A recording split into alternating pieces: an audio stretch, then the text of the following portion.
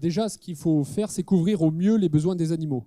Alors quand on dit couvrir au mieux, ça veut dire quoi? Ça veut dire pas plus, parce que si jamais on couvre davantage que leur production, on a du gaspillage, on a des rejets qui se font. C'est l'exemple de l'azote qui est très connu.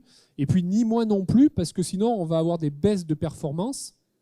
Et ces baisses de performance, finalement, quand on va regarder les rejets par kilo de produit fini, on va avoir une réduction, une augmentation de ces rejets.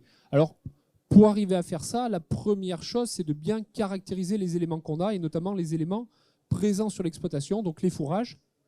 Pour ça, il y a des analyses qui sont faites, des analyses souvent via du NIRS, mais pas que.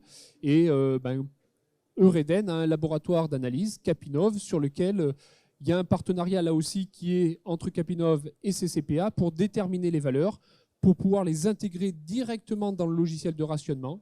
Et à partir de la ration et du logiciel de rationnement que les techniciens Eureden utilisent, ils sont en mesure de couvrir au mieux les besoins et de réactualiser en fonction des évolutions dans l'exploitation au cours de l'année cette ration. Alors au niveau de la ration, justement, ces aliments vont intégrer cette ration.